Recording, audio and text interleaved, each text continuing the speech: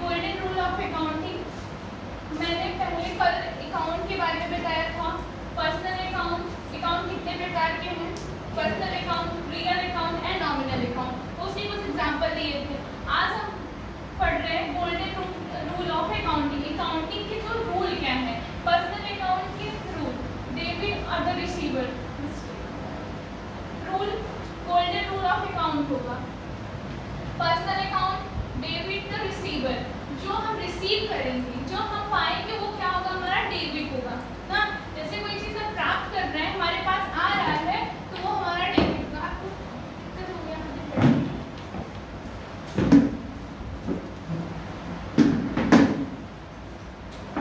Personal account जो हम प्राप्त करेंगे वो हमारा क्या होगा, डेबिट। रिसीवर मतलब क्या होगा, आपका प्राप्त करना। क्रेडिट द गिवर, जो हम देंगे वो क्या होगा, हमारा क्रेडिट होगा। जब हम एंट्री करेंगे तो हमको ये मिलेगा डेबिट क्या है, क्रेडिट क्या है, ये चीज़ें हमको एंट्री में सबसे इम्पोर्टेंट होती है। तो इस चीज़ को आप समझ लीजिए, तो कोई भी प्रॉब्लम हो तो आप मुझसे पूछ सकते हैं। प्राप्त जो करेंगे वो हमारा डेबिट होगा, जो हम देंगे वो क्रेडिट होगा। बट ये क्या है, पर्सनल अकाउंट, रिसीव, जैसे कि राम कोई चीज़ें रिसीव कर रहा है तो हम ये पर्सनल अकाउंट मान जाएंगे कि ये पर्सनल अकाउंट का रूल है। Real account, real account example मैंने कल बताया था, क्या है, कैश है, कंप्यूटर है ना, और कोई भी ऐसे furniture, chair, office table, window जो भी है, तो वो सब क्या है, हमारे रियल अकाउंट। रियल अकाउंट में जो फर्स्ट रूल है, डेबिट व्हाट कम्स, जो आएगा। हमने यहाँ पे बताया कि प्राप्त करना, यहाँ पे कम्स मतलब जो हमारे पास आएगा। कंप्यूटर हम खरीदेंगे वो हमारे पास आएगा, तो वो क्या हुआ, हमारा डेबिट। इसमें सेम चीजें क्या है, इसमें प्राप्त करना, या अपने नॉर्मल लैंग्वेज में देखेंगे इसको भी कहेंगे प्राप्त, हमारे पास आया, वही चीजें वही सेम नहीं, तो वो क्या हुआ, हमारा डेबिट। क्रेडिट द गिवर, अब मैं आपको ये कॉपी दे रही हूँ, पैसे में दे रही हूँ नगद, तो वो क्या हुआ, हमारा क्रेडिट। हमारे पास ये कॉपी आपके पास गई, आपने मुझे कैश दिया, कैश हमारे पास डेबिट होगा, इनके पास बुक डेबिट होगी, क्योंकि ये इनके पास आया ना। लेकिन क्रेडिट क्या होगा, कैश इनके पास से क्रेडिट होगा और बुक मेरे पास से क्रेडिट होगा। चीजें समझ में आई इतना? Nominal account, debit the expense और लॉस द बिजनेस, जितने भी हम एक्सपेंस करेंगे, जितना हमारा खर्चा होगा, जितनी हमारी हानि होगी, वो क्या होगा, हमारा डेबिट। नॉमिनल अकाउंट हमारा क्या होता है, नाममात्र खाता होता है, इसकी हिंदी। और इसका वास्तविक खाता मैंने इसको भी कल बताया था, आप नहीं।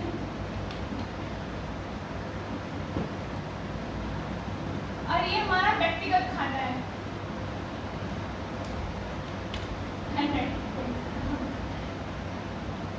व्यक्तिगत खाता।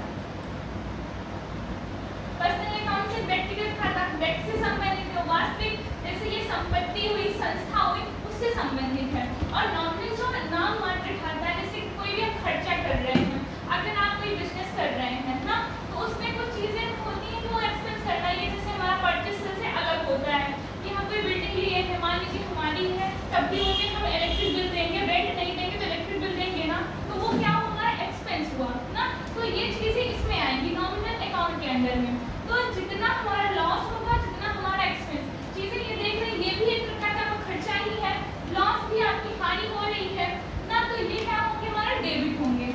जब हम कोई चीज एंट्री करेंगे, जैसे मैंने कल एग्जांपल दिया था सैलरी पेड, सैलरी को हम पेड कर रहे हैं, वो हमारा एक प्रकार से एक्सपेंस हुआ, हमारे बिजनेस के पास से जा रहा है ना, किसी एम्प्लॉइज के पास, तो वो क्या हुआ, हमारा एक्सपेंस हुआ।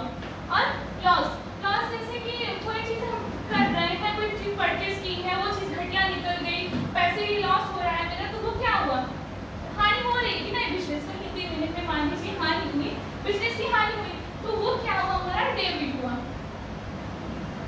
इसको आपको पहचानना होगा, जब सेंटेंस मिलेगा तो उसमें समझ पहचानना ही। इससे मतलब नहीं आएगा कि आपको नॉमिनल अकाउंट को डिवाइड करना होगा, मतलब सिर्फ आएगा कि क्या डेबिट है क्या क्रेडिट है, इन चीज से आपको संबंधित होगा। क्रेडिट द इनकम्स गेन, जो हमारा गेन मतलब प्रॉफिट होना ना, कोई चीज प्राप्त करना है, गेन का मतलब समझ लीजिए, लेकिन इसका मेन चीज क्या है, प्रॉफिट, जो हमें लाभ होगा, जो हमारी आय होगी, वो क्या होगी, इनकम। कल मैंने एक एग्जांपल दिया था, जैसे कि मैंने 5000 का कोई चीज खरीदा, जैसे माल खरीदा, गुड्स ना, उसको हम 6000 में कितने की प्रॉफिट हो गई, 1000 की प्रॉफिट हो गई। तो 600 का मैं एक्सपेंस कर रही हूँ, जो मेरा